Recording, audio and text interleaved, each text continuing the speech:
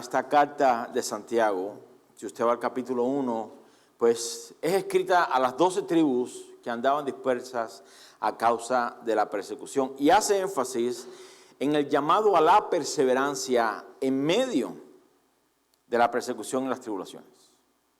La iglesia, desde sus comienzos, ha experimentado resistencia de la misma manera que el mismo Jesús experimentó rechazo y resistencia de parte de los suyos, a los cuales había venido. No es nada nuevo que el cristianismo haya resistencia por lo que representa. ¿Qué representa? Un nuevo nacimiento que lleva a la nueva naturaleza a andar o batallar o pelear en contra del pecado, el cual es normal en la vida de todos los hombres. Usted se puede acercar con alguien que no conoce al Señor, preguntarle, ¿te importaría si oro por ti? Si hay alguien que esté enfermo, le dices, ¿te importa si oro por ti? Nadie tiene nunca problema con eso. Usted puede ir a su jefe y decirle, jefe, ¿le gustaría que ore por usted para que Dios prospere su negocio y lo haga multimillonario? De seguro le va a decir, claro, adelante. Pero en el momento que el evangelio entra y confronta la condición del hombre, la naturaleza del hombre, el pecado que mora en el hombre, es ahí donde está la resistencia. Porque el hombre carnal no puede entender las cosas de Dios y batalla en contra de hacer lo recto o lo que es agradable delante de Dios. Esta es la principal razón por la cual la iglesia ha sufrido persecución. Todos los hombres, en su estado natural, entienda antes de Cristo, disfrutan del pecado que los gobierna. Ahí estuvimos usted y yo. Cuando el reino de Dios llega a sus vidas, existe una gran transformación en la vida del pecador, donde ahora ya no es regido, escuche bien, ya no es regido, ya no es gobernado por su naturaleza pecaminosa, sino que más bien es regido por la nueva naturaleza que ha obtenido por medio de la regeneración o del nuevo nacimiento. La nueva naturaleza que tenemos, todos aquellos que hemos creído en Jesús para perdón de nuestros pecados, nos impulsa primeramente a buscar las cosas de arriba. Nos impulsa a buscar aquellas cosas que no son de este mundo. Y todas estas cosas que tienen que ver con el reino de Dios son cosas a las cuales debemos, escuche bien, estar dispuestos a perseverar. No solo en hallarlas, sino también en retenerlas. Cosas como la justicia, hacer el bien, la paciencia, la mansedumbre, la bondad, el amor, el gozo, la esperanza. Son cosas que cuestan gran sacrificio alcanzar, pero también gran sacrificio en retener. ¿Cuántos pierden la comunión de vez en cuando durante la semana? Decimos, tenemos gozo, tenemos paz, me siento felizmente y espiritualmente que estoy lista para con el Señor. Y de repente algo sucede y se nos fue la comunión por la ventana. Porque no la retenemos, porque no perseveramos en ella. Nos dejamos vencer fácilmente. ¿A cuántos aquí se les hace difícil ser flojos para las cosas espirituales? Levanten la mano. ¿A cuántos se les hace, no, escucha la pregunta, ¿a cuántos se les hace difícil ser flojos para las cosas espirituales? A nadie. ¿A cuántos se les hace difícil caer en enemistades y en pleitos? Eso es fácil. Eso es fácil. ¿Cuánto esfuerzo en verdad debemos poner para dejar de congregarnos tan fácilmente? ¿Cuánto esfuerzo pone? Nada. Simplemente dígale a su carne, ay, hoy estoy cansado. Ya ahí se quedó, dormido en el sofá. ¿Cuántos de los que estamos aquí debemos orar y ayunar para que el rencor y la falta de perdón gobiernen en nuestros corazones? Nadie. Están a flor de piel, como dicen por ahí. Están a la puerta. Estas cosas que acabo de mencionar no son difíciles de obtener por el simple hecho de que son rasgos de la naturaleza caída que aún mora dentro de nosotros. No tenemos que hacer ningún esfuerzo para hacer lo malo. Nos viene natural.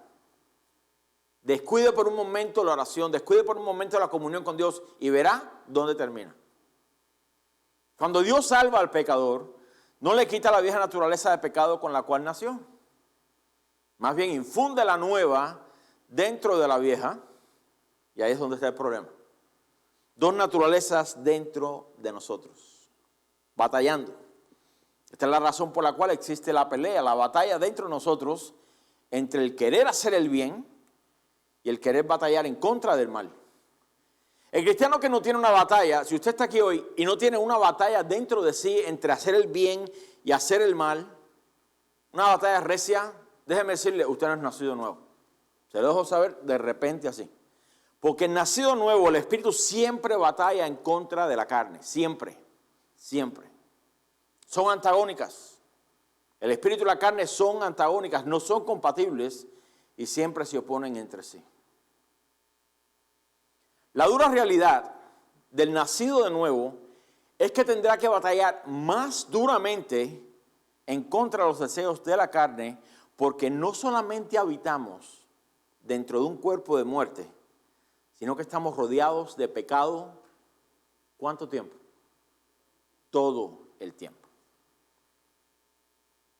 Es como si una persona, voy a poner un ejemplo, que fue alcohólica en su tiempo, habiendo sido restaurada, habiendo sido rescatada esa manera de vivir, ahora se ha enviado otra vez a trabajar en una cantina. Todos entienden esa frase, en una cantina.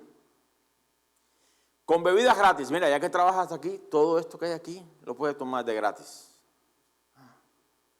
Trabajadores que a diario lo incitan a tomarse un trago, pero que a su vez fue enviado a trabajar allí, es un ejemplo, fue enviado a trabajar allí para que les advierta a los consumidores en contra del alcohol. Entonces es una referencia a nuestra vida como cristianos en el mundo. No estoy diciendo como cristianos, vaya y trabaje en una barra. Quiero asegurarme que usted entendió. La batalla de esa persona en contra de los deseos pecaminosos, ¿cómo usted cree que sería? Acababa de sacar de la bebida, de regreso ahí para advertir a otros en contra de eso. ¿Cómo usted cree que sería la batalla? Dura, fuerte. Pero mire, de igual manera nos sucede a nosotros, porque no podemos olvidar que Dios nos ha sacado del mundo. Dios nos ha llamado para Él. Dios nos sacó de la inmundicia, nos limpió, nos separó, nos lavó, nos regeneró, nos planchó, nos perfumó. ¿Y qué hizo con nosotros? De regreso al mundo. ¿A qué? Para que prediquemos las buenas nuevas de salvación a aquellos que aún están en tinieblas. Por tal razón, usted y yo vivimos, por así decir, dentro de esa cantina, usando el mismo ejemplo. Representando aquí el mundo, rodeados de tentaciones, y esas tentaciones siempre son de regresarnos a nuestra vieja manera de vivir. Y rodeado de personas que a diario lo incitan a hacer el mal. El mal.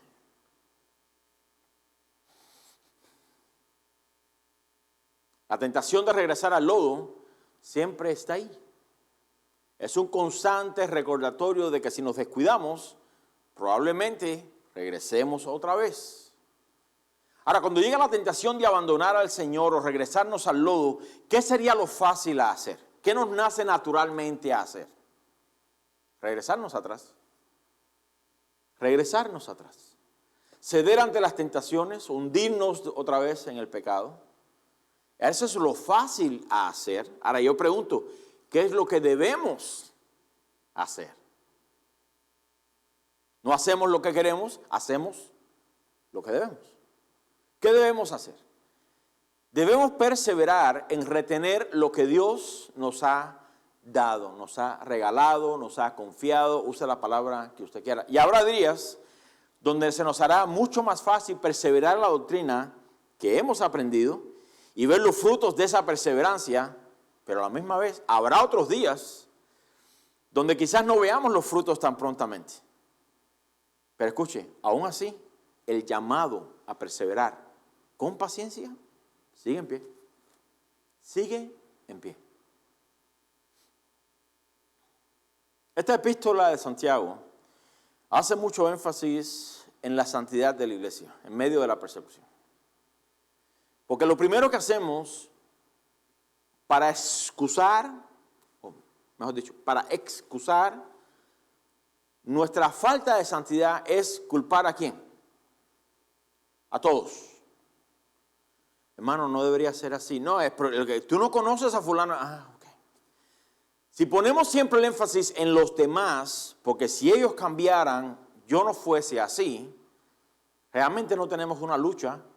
Estamos solamente teniendo una abstinencia de batallas, es prácticamente.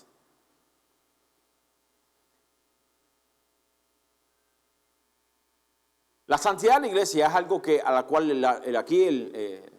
Santiago, el apóstol Santiago, pues hace énfasis en medio de la persecución, donde no importa qué esté sucediendo en lo exterior, no importa lo que esté sucediendo a nuestro alrededor o quienes sean, entre comillas, los culpables de nuestras tribulaciones y demás, el llamado a ser igual a Cristo, el llamado a ser santos, el llamado a honrar a Dios, permanece, no cambia.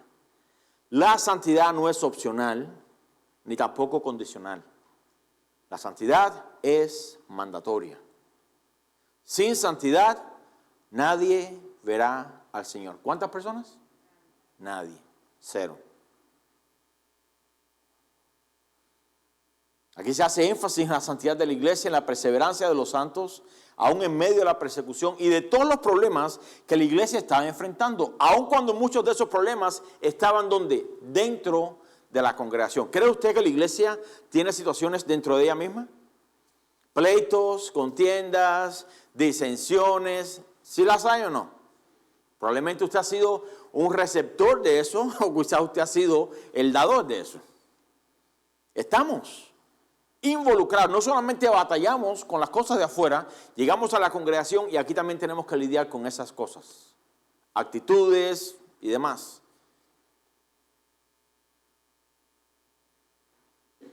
El pasaje de hoy no es una excepción, ya que dentro de esa congregación a la cual Santiago le escribe, o una de ellas a la cual Santiago le escribe, se estaba haciendo presente el maltrato de unos contra otros. ¿Por qué? Por el simple hecho de que algunos eran ricos y otros eran pobres. Creo que es algo normal, y todos lo conocemos quizás, que aquellos que no son cristianos, al tener riquezas, actúan como. Son soberbios, son altivos, son autosuficientes, maltratan a los demás, los tratan como si fueran una segunda clase de ciudadanos, etcétera, etcétera, etcétera. De cierta manera actúan arrogantemente contra aquellos que no las tienen, pero que se vea eso dentro de la iglesia es algo que debe ser reprendido duramente. Todo aquello, todo pecado, toda práctica, todo maltrato que pueda dividir la iglesia de Cristo debe ser enfrentado rápida y decisivamente. No. Es como usted con sus hijos. Hay quizás situaciones con sus hijos que usted puede ser un poco más paciente y decir, no, que está pequeño.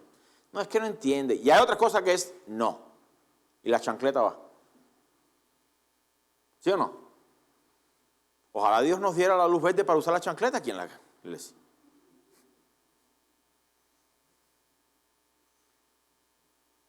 Mira lo que el apóstol Pablo le manda a Timoteo. Deja una pausa ahí en Santiago 5. Vaya conmigo 1 Timoteo 6.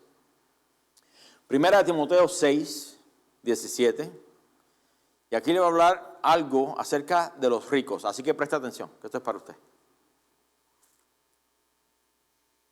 1 Timoteo 6, 17. Dice, a los ricos de ese siglo, manda que no sean altivos. Ahí comenzando con qué. Pues vamos a tumbar lo primero que se levanta cuando alguien se gana $1 billón. ¿Qué es lo primero que se levanta en aquellas personas? Mira, antes de ser cristiano, nunca le entró algo de dinero y de repente su corazón hizo como un globito. Y se sintió ya el dueño de la comarca.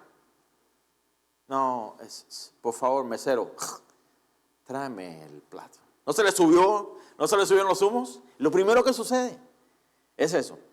Por eso el primer mandamiento que dice, a los ricos de este siglo manda que no sean altivos. Aquí está hablando a creyentes que Dios había bendecido. Ni pongan la esperanza en las riquezas, las cuales son inciertas, sino en el Dios vivo, que nos da todas las cosas en abundancia para que las disfrutemos. Mire cuán bueno es Dios. Dios no está en contra de que usted disfrute un aumento de salario, que usted no disfrute un bono al final del año, que usted disfrute de un buen salario y demás. Dios no está en contra de eso. El problema es cuando ese salario, ese dinero o esa bendición agarra una corona y se la pone y usted dobla su rodilla delante. Ahí está el problema. Ahí está el problema. Versículo 18. El mandato continúa. Que hagan bien. Que sean ricos en buenas obras. Dadivosos. Generosos. Atesorando para sí buen fundamento para lo porvenir. Que echen mano de la vida eterna. La gente muchas veces confunde la riqueza con la generosidad. La generosidad no depende de la cantidad de dinero que usted pueda tener. La generosidad es una actitud del corazón, inclinado a proveer para aquellos que no tienen. Si usted recuerda el pasaje que Pablo menciona acerca de la iglesia de Macedonia. Dice que participaron en las ofrendas para los santos de Jerusalén y aún dieron más allá de lo requerido en su profunda pobreza. Humanamente uno dice, ¿cómo que dieron más allá si eran pobres? Eran generosos y el apóstol Pablo lo resalta ahí. La generosidad no tiene nada que ver con la cantidad. Usted puede decir, bueno, si tuviera más dinero, entonces yo haría. No, sea honesto con usted mismo. Seamos honestos con nosotros mismos. Porque así los he conocido muchos. No, yo no doy porque no tengo suficiente. Cuando haga más, cuando gane más, cuando me vuelva millonario, entonces, hermano, si no es fiel con lo poco, ¿cree usted verdaderamente? Se está engañando usted mismo. Pero aquí Pablo le está diciendo a Timoteo, dile a los ricos de tu congregación, no, que si van a ser ricos, que lo sean en buenas obras, que sean dadivosos, que sean generosos, que compartan con los que no tienen. Las riquezas materiales, si no estamos apercibidos del peligro que presentan, se pueden levantar en nuestro corazón como un señor, ese minúscula, el cual demandará nuestro servicio, aunque Jesús dijo, nadie puede servir a dos señores. Es una imposibilidad, es una imposibilidad. Por tal razón, como cristianos, estamos llamados a ver las riquezas como lo que son. ¿Qué son las riquezas? Son un instrumento en las manos de Dios, nada más. Nada más. Instrumentos en las manos de Dios, herramienta útil para el reino de los cielos. Aunque Dios no tiene problema con que usted disfrute de parte de eso. Pero si su corazón se cierra al ver la necesidad de sus hermanos, ¿cómo mora el amor de Dios en él? Eso lo habla Juan eventualmente en una de sus cartas. El mundo establece que las riquezas que podamos obtener, ¿para quién son? El mundo, ¿para quién son las riquezas? Para uno mismo, para uno mismo. A fin de cuentas, yo las trabajé, yo las alcancé. El dinero es mío. Yo recuerdo en una ocasión, tuvimos una serie de conferencias hace varios años, un pastor que vino a predicar, y él tocó este tema por arribita, pero lo tocó. Decía, cuando Dios viene al corazón del hombre y lo llama para sí, juntamente con su alma, Dios también demanda para él todas las cosas que este hombre posee, porque entiende que viene de Dios y que Dios se las dio, incluyendo el bolsillo. Se podía escuchar un silencio, porque no tenemos problema con que Dios demande de nosotros obediencia o santidad. Es cuando demanda de nosotros el fruto de nuestro trabajo o de nuestro sudor. Ahí somos bien rápidos en poner el freno de emergencia y frenar. Pero para el Hijo de Dios debe haber otra perspectiva en cuanto a las riquezas. ¿Para qué son las riquezas? ¿Para qué Dios nos prospera? ¿Para qué Dios, escuchen, no, déjame borrar la palabra para que Dios nos prospera? ¿Para qué Dios nos sostiene con el sudor de nuestro trabajo? Si usted va a través de la Escritura, lo va a encontrar bien claro. Es para poder ser de bendición a usted y a los demás. A través de su trabajo la obra de Dios se sostiene. A través de su trabajo puede proveer para aquellas personas que no tienen. A través de su trabajo puede proveer para los de su casa, lo cual la Biblia nos llama a hacerlo. Esto es lo que Pablo le resalta al joven Timoteo en estos versículos. Porque otra vez, aunque Dios no tiene problema en dar riquezas a sus hijos, si no las usamos para lo que Él nos las da, esto nos puede llevar a la altivez y a la misma vez nos puede llevar a poner nuestros ojos en lo incierto. Las riquezas son inciertas. Si usted recuerda, y estaba aquí en Estados Unidos cuando pasó lo del septiembre 11 de 2001, el mercado y la bolsa se cayeron. Mi esposo y yo trabajamos en aquel tiempo en la misma compañía, una buena compañía. Apenas comenzaba lo de los LEDs. Y esta compañía era una de las primeras pioneras, podríamos decir, en esa tecnología. Y no pudo resistir la caída de las Torres Gemelas. ¿Y cuántas personas que trabajaban para la bolsa de valores no se quitaron su vida? Quitaron la vida de sus familias y las de ellos. Porque supuestamente no tenían otra esperanza. El dinero se les había acabado. La riqueza, o esa idea de que somos ricos, nos puede llevar a la altivez. Las riquezas son inciertas. Hoy las tenemos, mañana no. Creo que todos conocemos el refrán: el dinero va y viene. Pero bueno, en mi caso solamente va. Se va. No nos ha llegado el cheque, ya lo debemos. Ya se fue. Por tal razón el llamado de Dios para con los ricos, en que sean dadivosos, que hagan el bien a la iglesia, que compartan con el que tiene necesidad, que sean ricos en buenas obras y que sean generosos. Este es el llamado, porque haciendo estas cosas atesorarán para lo porvenir. Estarán amontonando, según Jesús, tesoro ¿dónde? En los cielos, donde el ladrón no lo puede robar, ni hay moho, ni orín que lo pueda corromper. Pero desafortunadamente, dentro de muchas iglesias existe este problema donde los ricos, siendo altivos, maltratan y menosprecian a los pobres. Y usted puede que diga: bueno, pastor, mire, esta predicación no es para mí. No es para nosotros porque no somos ricos ni maltratamos a los pobres. Bueno, si usted no es rico, entonces esta predicación es para usted. Porque el pasaje de hoy tiene que ver con los pobres. Y la actitud que toman.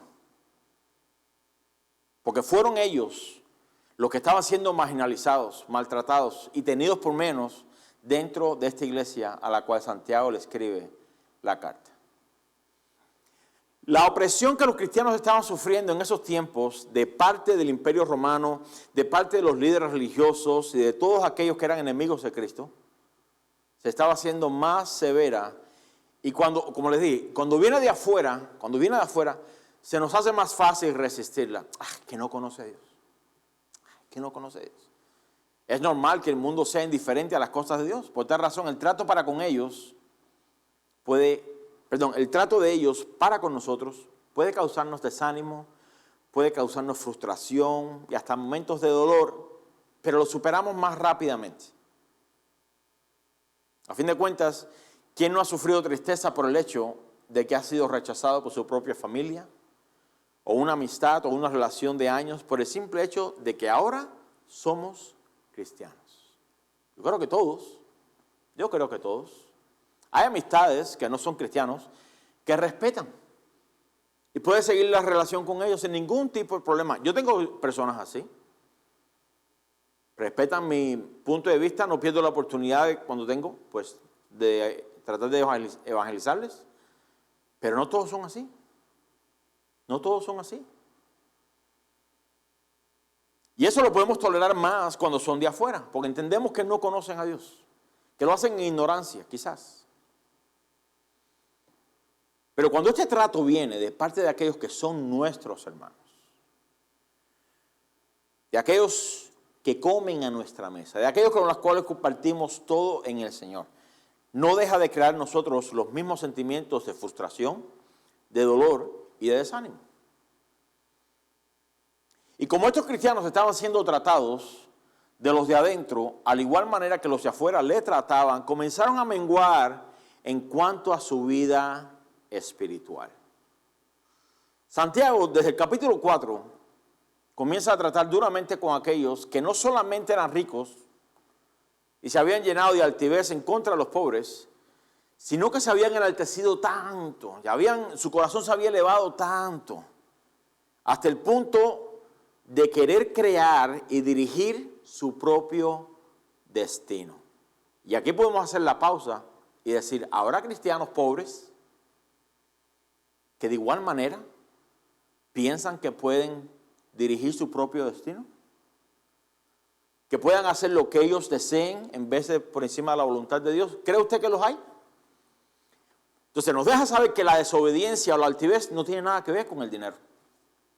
Es la rebeldía que está todavía impregnada en el corazón del hombre. De la misma manera que hay ricos, humildes, hay pobres, altivos. ¿Sí o no? Claro que los hay.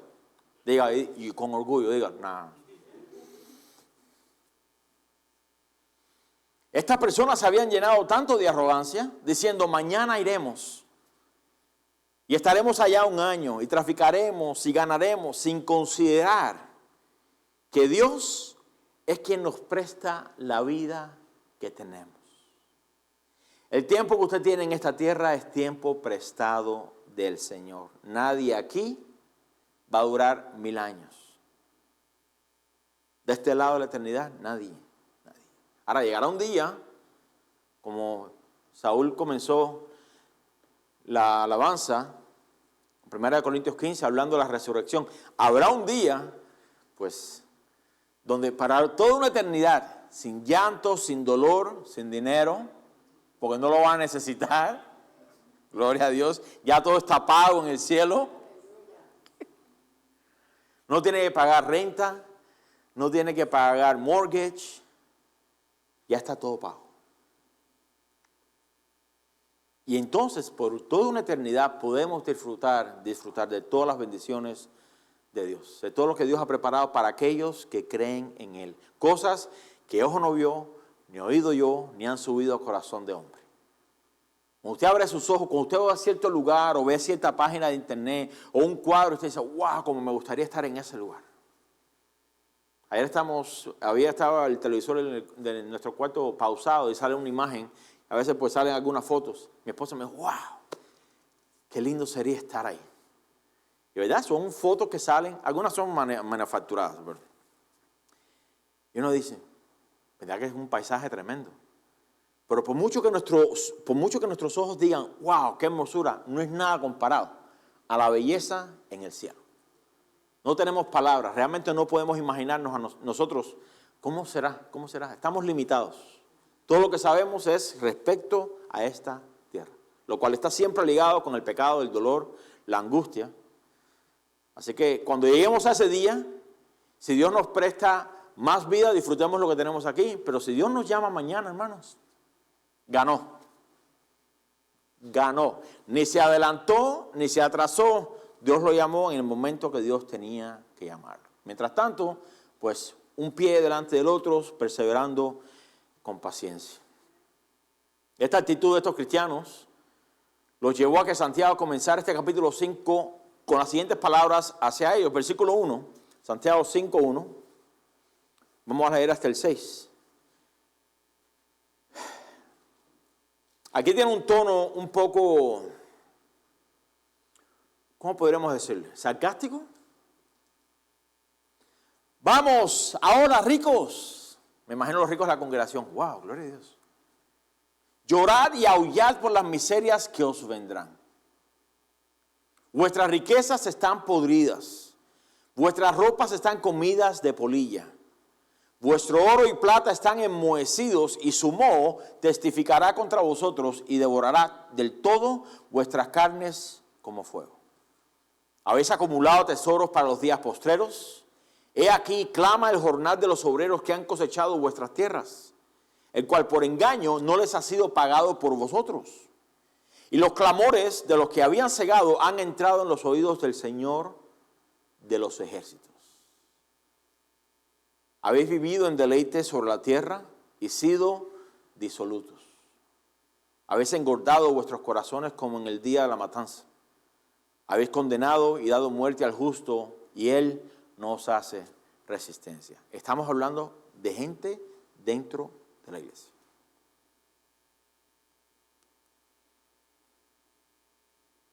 Recordemos que aquí Santiago le está hablando a cristianos. Sin dudas, estas iglesias estaban siendo afectadas por el trato los unos con los otros, algo que no es nuevo en el día de hoy. Y este trato de estas personas altivas le estaba robando el ánimo a los pobres, a aquellos que estaban siendo marginalizados dentro de la iglesia. Por tal razón, Santiago le escribe a estos marginalizados y los anima ¿a qué? A que deben perseverar. ¿Perseverar cómo? Con paciencia, ¿hasta cuándo? Hasta el final. Sin duda, siempre es mucho más fácil soportar algo si sabemos cuánto tiempo tenemos que tratar con ello. ¿Sí o no? Cuando en los tiempos donde yo iba a la universidad, pues el transporte público allá en mi país, el país donde nací, pues llegaba a la hora que llegaba.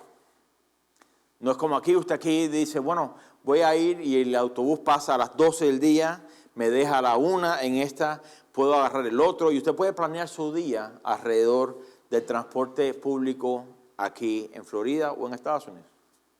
Pero en nuestro país no, en Cuba no es así. En Cuba llegaba el autobús cuando llegara, si llegaba. Y si llegaba, a veces ni paraba, no tenía que parar y había que correr media milla para alcanzar.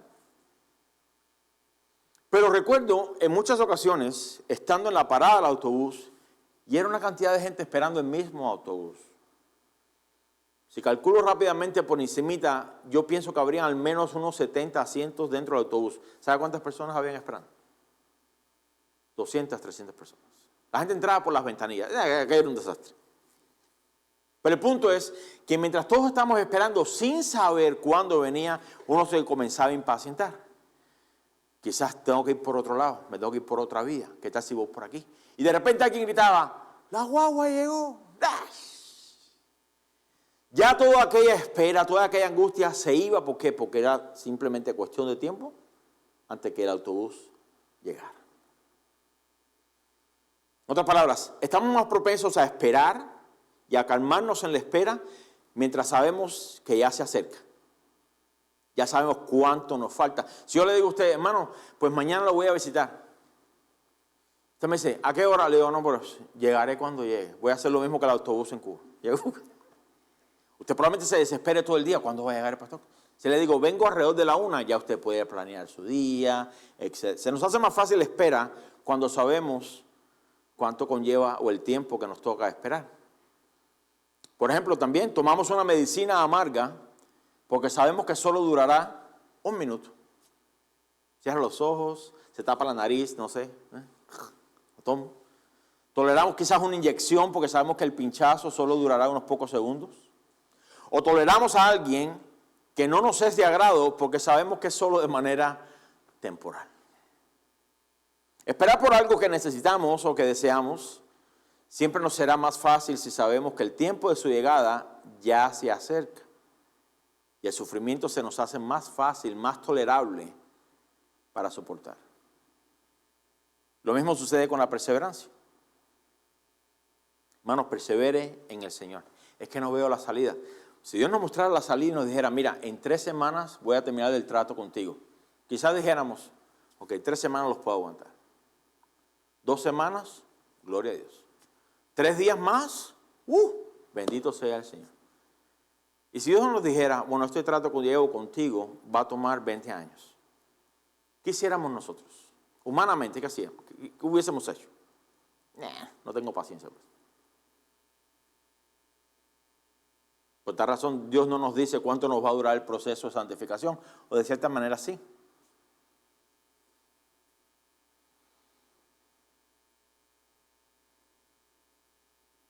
Sería mucho más fácil para estos cristianos marginalizados perseverar en la paciencia si fuera por un corto periodo de tiempo. ¿A cuántos aquí pues le ha tocado esperar pacientemente por algo? Y en los primeros 5 minutos usted pacientemente espera. Y dice, voy a aplicar la paciencia, voy a tomar esta oportunidad para ejercer y perfeccionar esperar. Y usted dice, no voy a agarrar el teléfono, no voy a mirar el Facebook, voy a sentarme aquí simplemente, Señor, en este tiempo de espera que me toque, no voy ni a hacerle así a pie, ni voy a mirar el reloj, me voy a conscientemente, me voy a programar a simplemente esperar a que digan el próximo y ya. Y en su mente usted piensa, 5 minutos, 10 minutos. Pero llega un momento donde el pie solo empieza. Y empieza a mirar el reloj, saca el teléfono. Ya se le fue toda la programación que tenía de esperar, se le fue. Lo mismo sucede a veces nosotros. Señor, tengo paciencia en lo que tratas conmigo, pero no te tardes. Toma tu tiempo, pero no te tardes. Como decía mi papá, anda a prisa, ¿cómo que me decía? Paciencia que ando deprisa. La primera vez que escuché eso yo de pequeño decía, eso no tiene sentido. Pero aquí dice Santiago, el versículo 7 del capítulo 5, ahí cuando continúa la lectura, dice, por tanto, hermanos, tened paciencia hasta el próximo domingo. No. ¿Hasta cuándo? Hasta la venida del Señor. Otros predicadores quizás le hubiesen dicho, mira, no se va a demorar mucho, esto es pasajero. No, ese trato no va a durar mucho. Esto es, mantente firme. Santiago viene y dice, saquen eso. Esperen hasta la venida del Señor. Ya.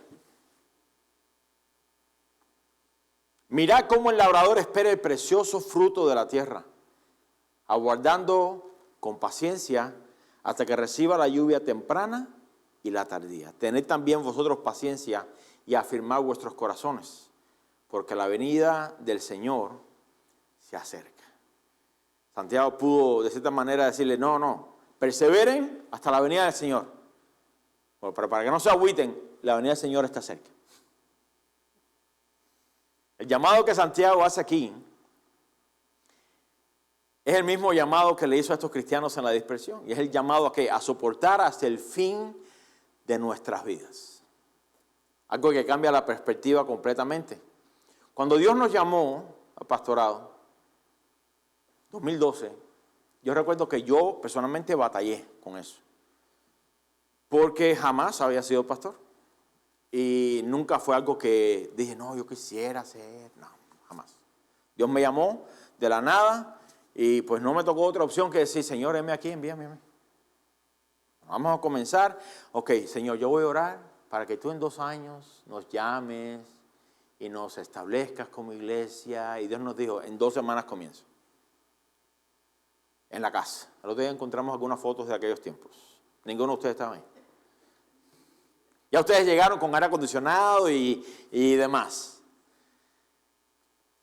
Pero recuerdo que yo estaba tratando, mi esposa fue muy sabia con eso, yo estaba tratando de reconciliar las responsabilidades nuevas ahora, porque yo había estado en otras iglesias había visto de cerca a algunos pastores, y yo veía cómo era el trato de la iglesia con los pastores. No estoy diciendo que todas las iglesias son así y demás, no siempre es el caso, pero esta iglesia donde llevaban al pastor ahí, decían, no, ¿quién quiere ser pastor con esto? No. Y después, cuando leíamos la escritura decíamos, no, pues la responsabilidad que hay. Estamos hablando de una eternidad. No estamos hablando de un dolor de cabeza que te di la pastilla equivocada. Estamos hablando de una eternidad.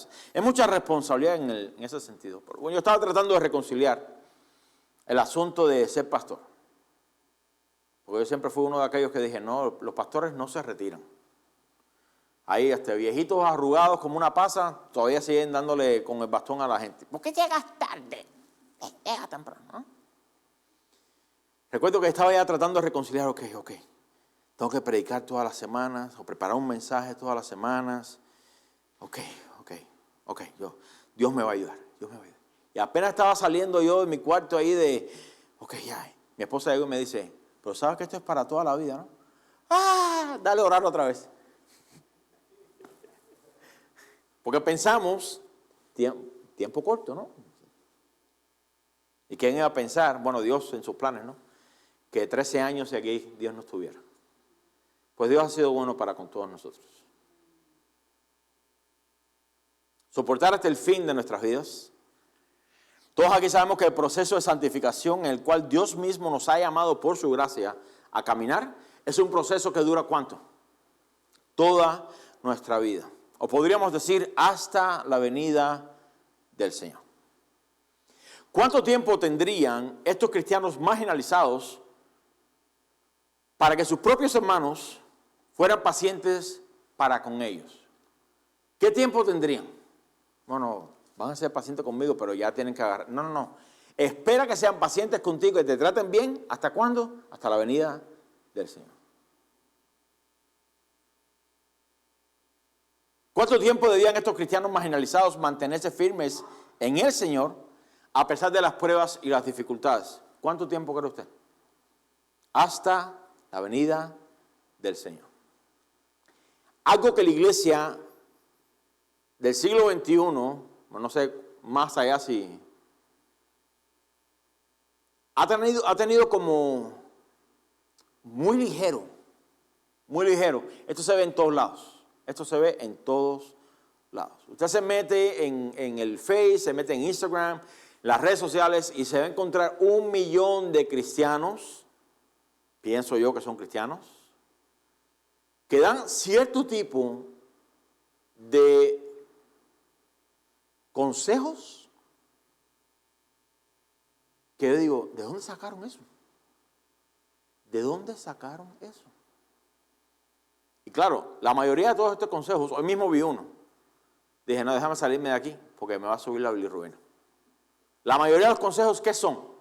Haz lo que a ti te parezca bien. Dios entiende. Le estoy parafraseando. Dios entiende. Tú no tienes que ir a la iglesia. La iglesia está donde tú vayas. Y todo este tipo de flores, ¿no?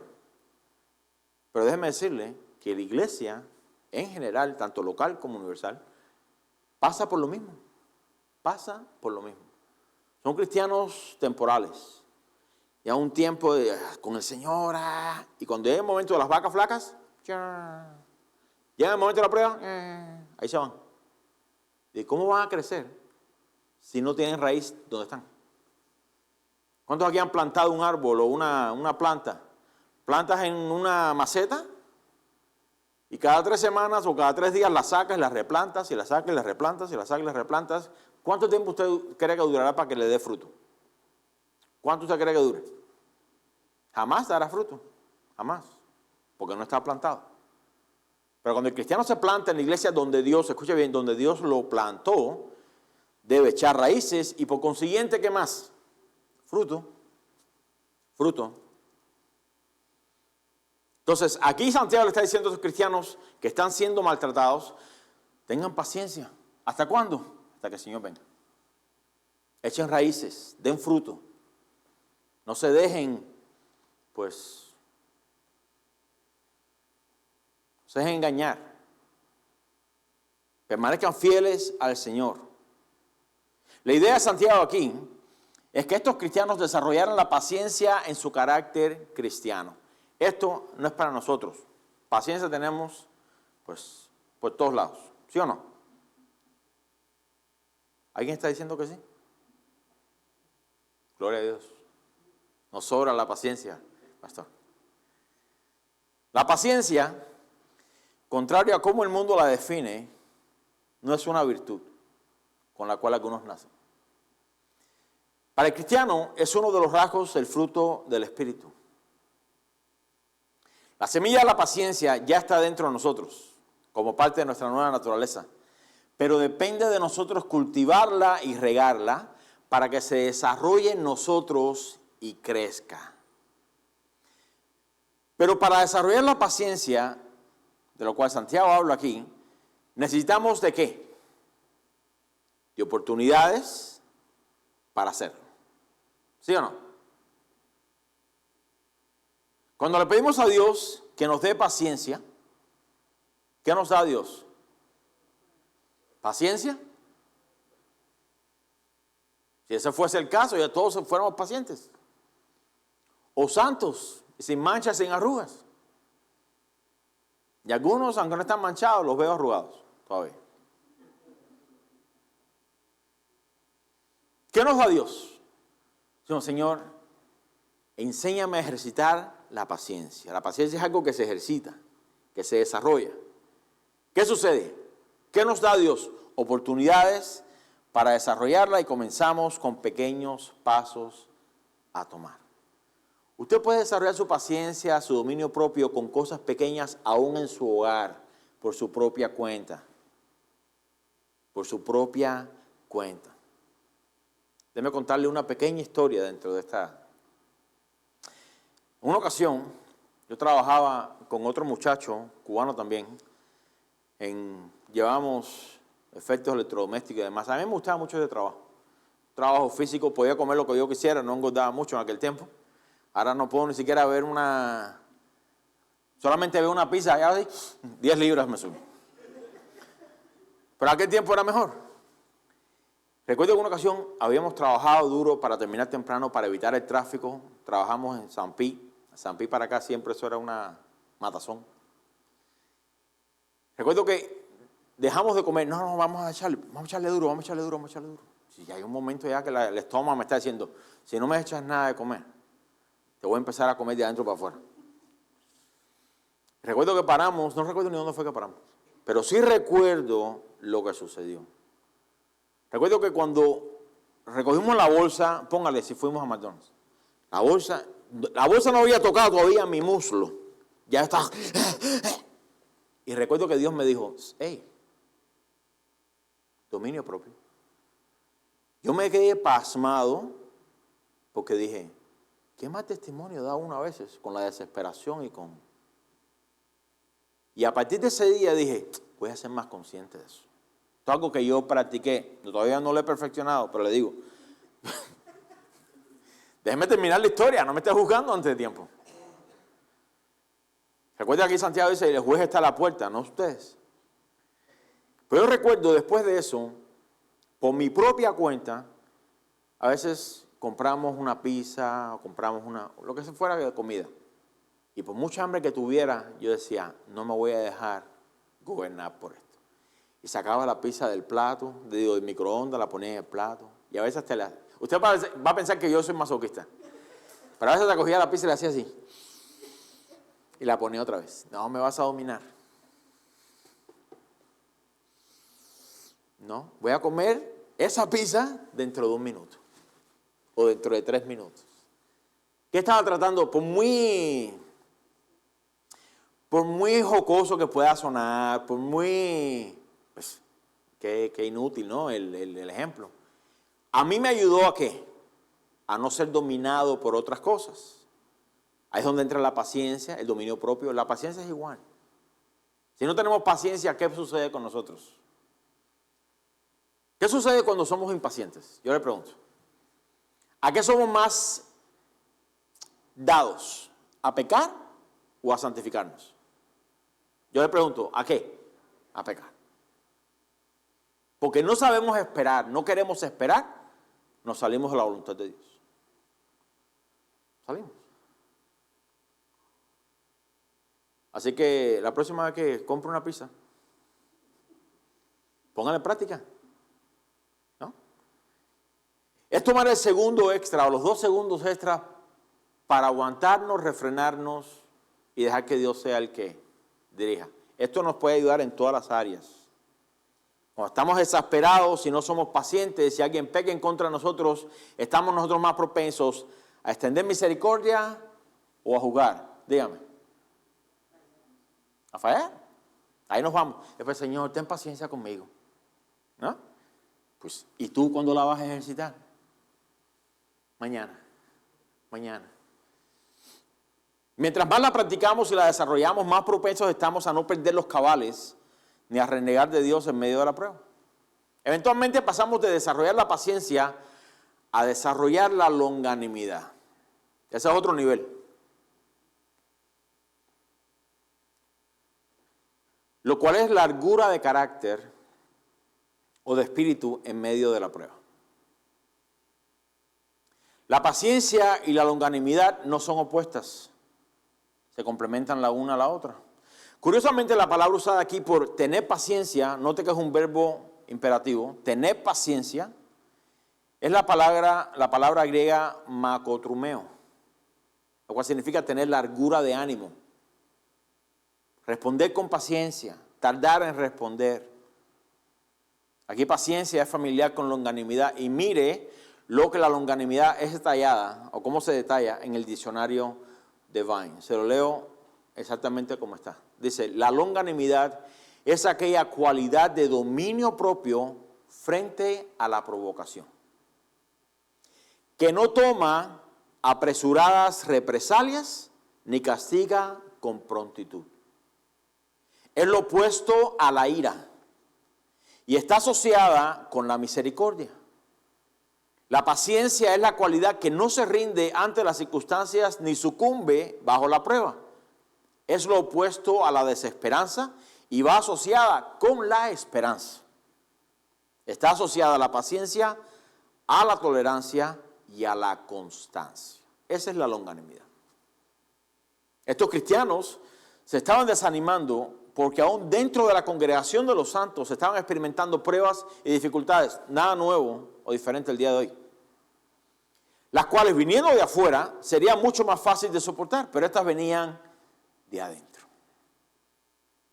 Lo curioso de esto es que a nosotros de igual manera se nos hace más fácil soportar las pruebas cuando vienen de personas que no son cercanas a nosotros.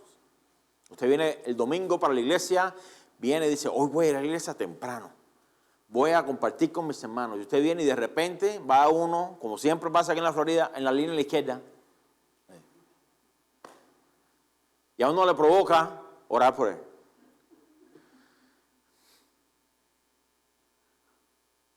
Pero al final se sale de la carretera y usted llega a la iglesia y dice, bueno, no sabe manejar.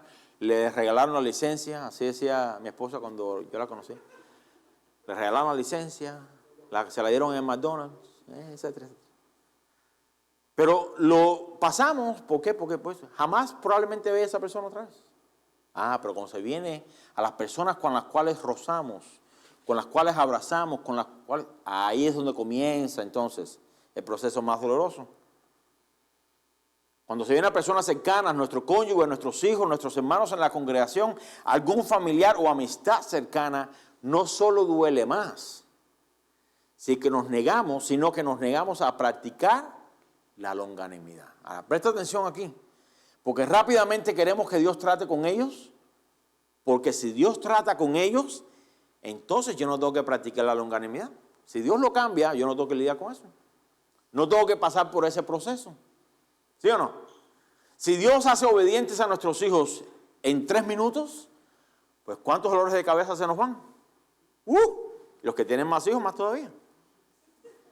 ¿Sí o no? Si Dios cambia a mi cónyuge, pues yo no tengo que lidiar con eso.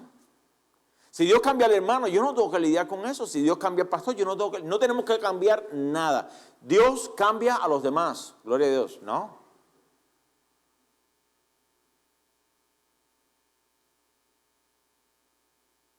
Si Dios trata con ellos, no tenemos nosotros que soportar tan largo tiempo de prueba. Hasta la venida del Señor. No. Y aquí Santiago hace la comparación de la espera. ¿A quién? A un sembrador que después de haber labrado la tierra, después de haber sembrado la tierra, después de haber cuidado de ella para que las malezas no se coman el sembrado, dice, espera pacientemente el fruto por el cual trabajó. De la misma manera que esperó la lluvia temprana y ahora espera la lluvia tardía. La lluvia temprana es aquella lluvia que llega antes de la cosecha. Esta es la lluvia que prepara el terreno, que afloja el terreno, que ablanda la tierra, que la suaviza, póngale lo que usted quiera ponerle, y la aplana para la siembra. Deja la tierra parejita. Y hasta que esa lluvia no caiga, la tierra no estará lista para la siembra. Por el contrario, la lluvia tardía, que menciona aquí Santiago, era la última lluvia antes de la cosecha. Es la lluvia que le da el último, vamos a usar la palabra, empujón a la cosecha para que reciba la fuerza necesaria, para que el fruto salga bueno y saludable. Si traemos estas dos lluvias y las aplicamos a nuestra vida, la lluvia temprana ya la hemos recibido. Ya la hemos recibido. Fue la que hizo posible que nuestro corazón recibiera la semilla del Evangelio. Fue aquella que causó que nuestro corazón se ablandara para las cosas de Dios. Fue aquella que aplanó todos nuestros pensamientos, que nos creíamos la última Coca-Cola del desierto Dios nos dijo, piensa de ti con cordura. Ten a los demás más importantes que a ti mismo. Empezó a aplanarnos, ¿no? Nos empezó a bajar. Y fue la lluvia que permitió que nuestro terreno fuera fértil para dar fruto a 30, 60 o a 100 por uno. La lluvia tardía es aquella que quizás está más cerca de lo que pensamos y es la que sellará el fruto que Dios está desarrollando en nosotros. Para algunos, quizás esa lluvia todavía está a semanas de aquí. Quizás para otros está a meses de aquí. Pero quizás para otros está ahí. Ya ve las nubes. Ya siente los rayos y ya el fin de la prueba está pasando. Pero no es para todos. Pero mientras esa lluvia tardía llega, ¿qué tenemos que hacer? ¿Qué tenemos que hacer? Seguir labrando la tierra, seguir limpiando los surcos, seguir deshierbando el terreno para que ni los espinos ni las malas hierbas lo ahoguen. Y para esto necesitamos desarrollar la paciencia y la longanimidad. Para esto necesitamos perseverar con paciencia hasta el final. Y déjenme decirle, esto debemos hacerlo hasta que comiencen a caer las primeras gotas de la lluvia tardía que necesitamos. Quizás usted está aquí hoy rogándole al Señor que acabe de llover para recibir con ansias ese fruto que está esperando. Pero en vez de poner sus ojos en el cielo y tratar de descifrar si va a llover hoy o no, bueno, si vive en la Florida, pues está fregado. Porque aquí llueve cuando menos se lo espera uno. Pero si está esperando con los ojos en el cielo, Señor, ¿cuándo va a llover?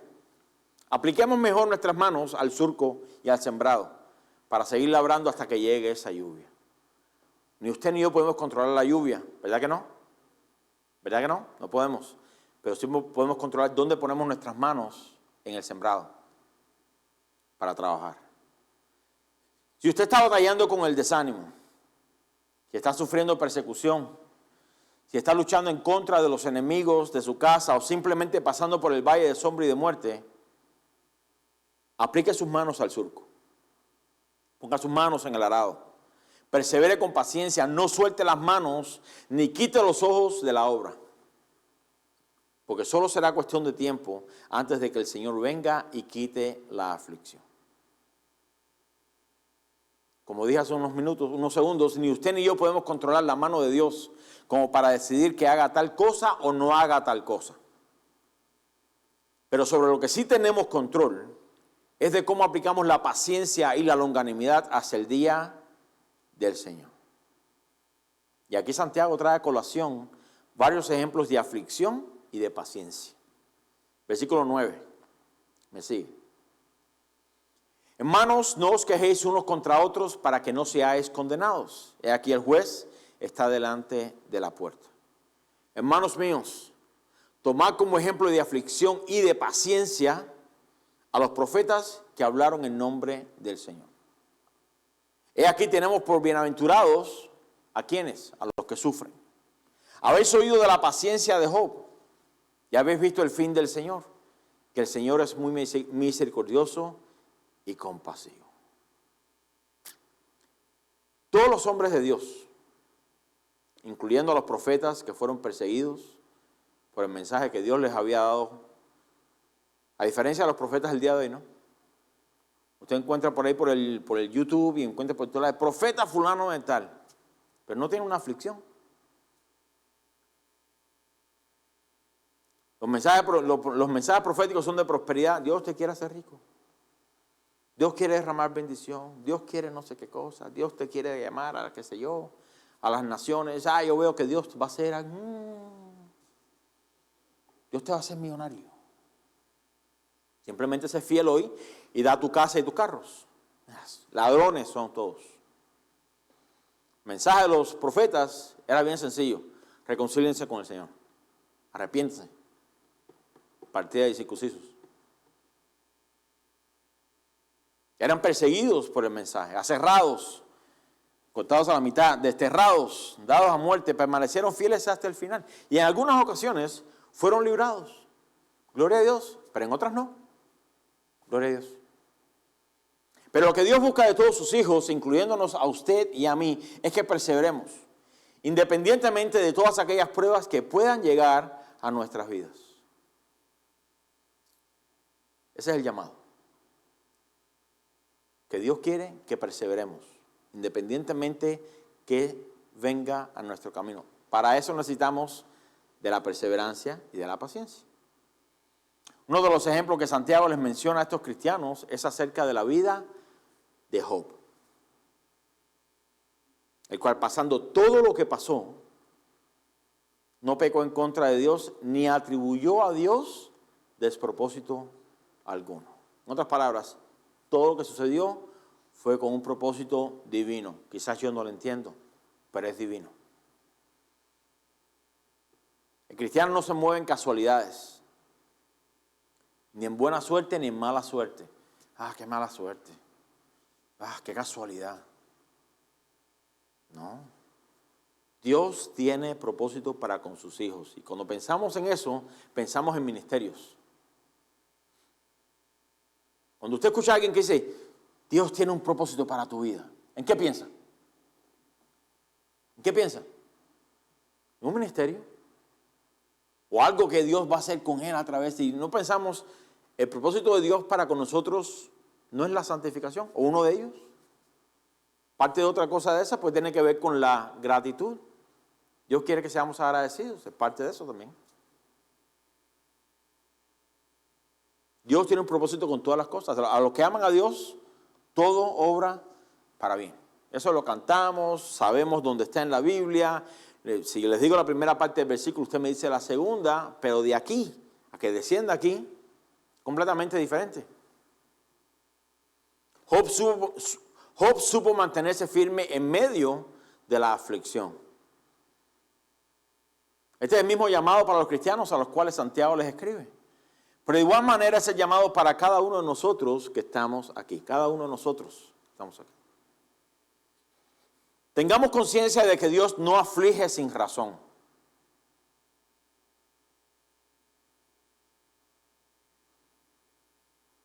No es una mala suerte.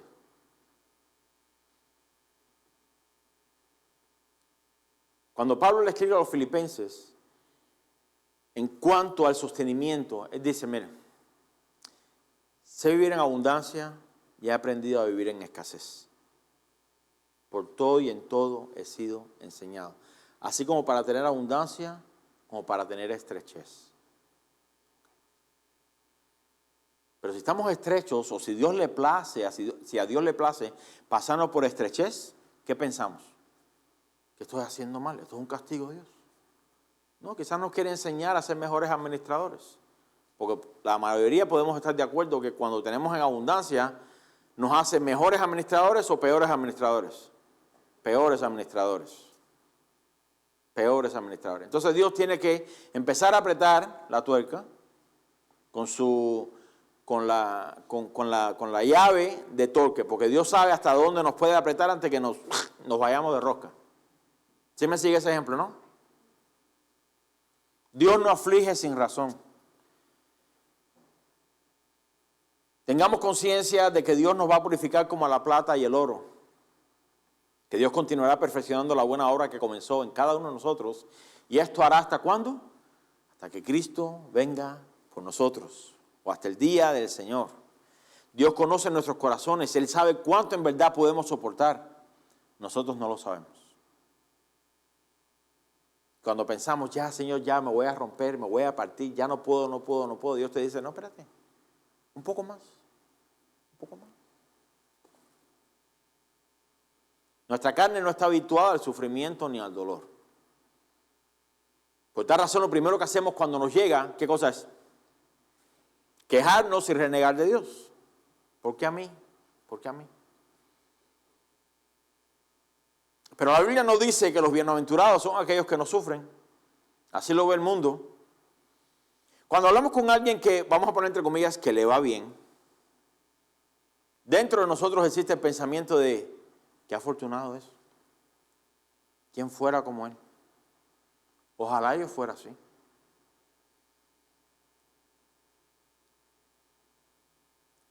Catalogamos a esa persona como bienaventurada.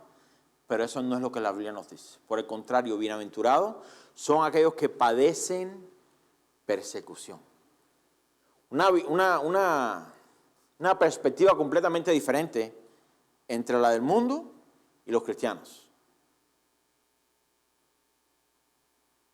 Bienaventurados aquellos que padecen persecución, aquellos que sufren por causa del Evangelio, aquellos que a pesar del dolor y la angustia siguen con las manos en el arado. Bienaventurados son aquellos que sus ojos están llenos de lágrimas, pero que a la misma vez su corazón también está lleno de gratitud y de esperanza. ¿Por qué? Por lo que Dios ya ha hecho en su vida, a pesar de la calamidad de hoy. Versículo 12. Con esto cerramos. Pero sobre todo, hermanos míos, no juréis ni por el cielo ni por la tierra, ni por ningún otro juramento, sino que vuestro sí sea sí y vuestro no sea no, para que no caigáis en condenación. Mire, este tipo de cristiano que persevera con paciencia, Dios quiera que sea hallado entre nosotros. Esperando la lluvia tardía que no demora en llegar, no llena sus labios con falsas promesas a Dios, con tal de que Dios le quite el aguijón. Durante mi caminar como cristiano, he conocido a muchas personas que le hacen promesas al Señor. Usted probablemente conoce, o quizás usted probablemente lo ha hecho. Señor, si tú me sanas de esto, pues yo te voy a servir. Señor, si tú me das tal cosa, pues yo te voy a no sé qué. Señor, si tú me das un mejor trabajo, pues entonces yo voy a hacer. Señor, si tú haces esto por mí, pues yo entonces te voy a no sé qué. Y de cierta manera, no somos muy diferentes a las personas que hacen pactos con Dios. No, voy a hacer un pacto con Dios. Dios es quien hace pactos con el hombre. Nosotros no somos nadie para poner los términos del pacto. Si tú haces esto por mí, entonces yo voy a. ¿Usted se imagina eso con sus hijos? Su hijo llega a la escuela y le dice, vamos a hacer una cosa, mamá. Yo voy a hacer un pacto contigo. Si tú me das pizza y helado y Netflix todos los días, yo me voy a portar bien. Y usted diría, ¿qué?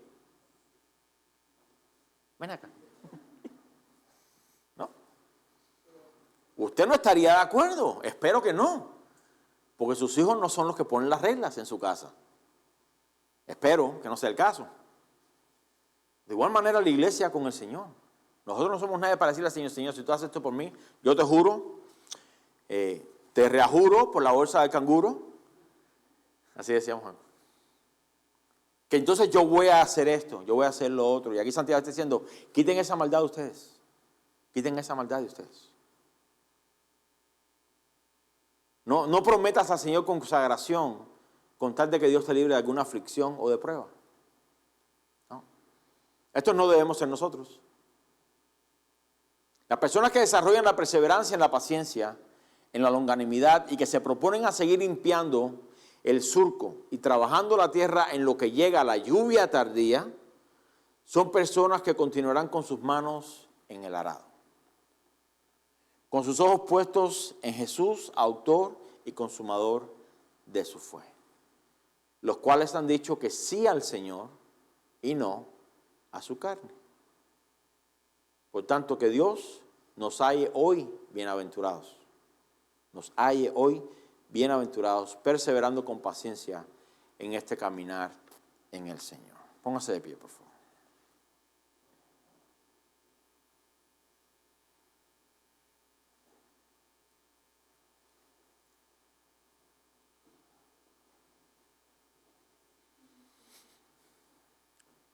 La lluvia temprana, todos las hemos recibido. Ya Dios comenzó una obra en nosotros.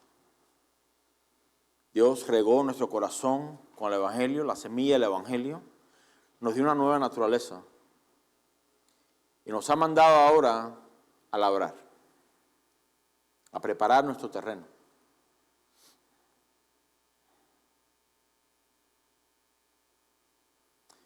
Y quizás usted está aquí hoy y está mirando el surco suyo lleno de piedras, lleno de espinos, lleno de malas hierbas. Y mira y dice, como falta todavía. Y a lo mejor le falta un buen tramo. Pero ese tramo no va a cambiar mientras usted simplemente esté contemplando, renegando y diciendo, ¿por qué a mí me falta tanto todavía? Y aquí casi termina. ¿Sabe cuándo más limpio o cuán rápido ese terreno va a estar limpio? Cuanto más esfuerzo haga en ocuparse, en labrar.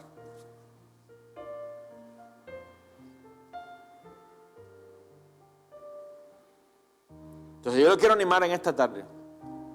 Si usted está aquí y usted ha venido labrando o ha venido ignorando el limpiar los surcos, simplemente está sentado en el portal de su casa mirando al cielo, Señor, ¿cuándo va a llegar la lluvia tardía? Yo le animo en esta tarde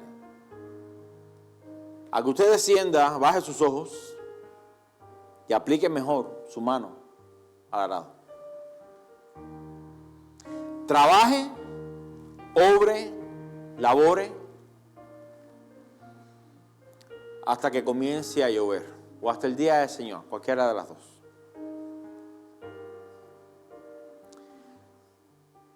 Dios tiene áreas en su vida o en nuestras vidas que quiere seguir limpiando. Pero de igual manera nosotros necesitamos desear trabajar. Dios no va a venir simplemente a depositarnos como si fuéramos una máquina de juguetes la moneda de la paciencia. ¡Cling! ¿O quieres paciencia? ¡Cling! ¿Quieres longanimidad? ¡Cling! Como si fuéramos una alcancía.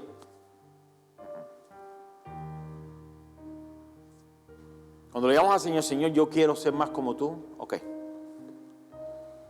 Vamos a poner manos a la obra.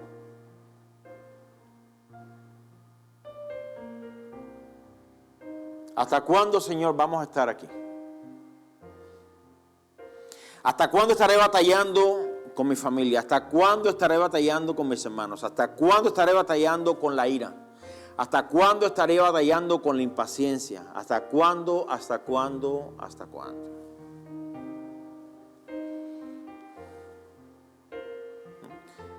Hasta que apliquemos nuestras manos al arado. Y cuando pongamos nuestras manos en el arado y no veamos el fruto rápidamente y nos volteemos y le digamos, Señor, ya yo estoy haciendo mi parte, pero ¿hasta cuándo tengo que seguir trabajando? ¿A qué le viene la segunda respuesta? Hasta la venida del Señor. Hasta la venida del Señor. Padre, te damos gracias por tu amor, tu bondad, por tu palabra. Te damos gracias que tú conoces nuestra condición, conoces nuestra necesidad. Tú conoces exactamente dónde nos encontramos hoy. Y aún así, Señor, nos extiendes tu misericordia. Nos das un día más, nos das oportunidades para que regresemos otra vez a ti. Señor, confesamos en esta tarde que se nos hace muy fácil rendirnos cuando no vemos resultados. Rendirnos cuando los demás se desaniman. Confesamos que se nos hace muy fácil retirar nuestra mano del arado cuando las cosas se ponen difíciles. Pero te queremos pedir en esta tarde que tú nos ayudes a perseverar con paciencia. Gracias por la lluvia temprana que llegó a nuestros corazones, pero en lo que recibimos la lluvia tardía, Señor, te pedimos que tú nos ayudes a labrar, a trabajar, que podamos esperar el fruto con ansias y con paciencia. Tú conoces la condición de cada corazón en ese lugar, conoces cada prueba que cada persona está pasando aquí, y yo te pido Que no sea hallado en ninguno de nosotros personas que retiren su mano del arado. Personas que fácilmente se vuelvan atrás, se desanimen.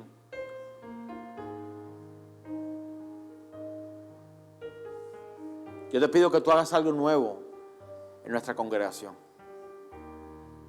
Y que juntos, unánimes, en una misma mente y un mismo corazón, nos dispongamos a perseverar con paciencia. Crea en nosotros esa longanimidad que nos va a ayudar a mantenernos en tu voluntad. Si tú no nos ayudas, ¿quién lo hará? Si tú no edificas tu casa, ¿quién la va a edificar? En vano trabajamos los que edificamos. Así que te pido que tú hagas esta obra en cada uno de nosotros. ¿Hasta cuándo la oraremos? Hasta que el Señor venga. ¿Hasta cuándo será necesario ser pacientes? Hasta la venida del Señor. ¿Hasta cuándo necesitaremos practicar o desarrollar la longanimidad? Hasta la venida del Señor.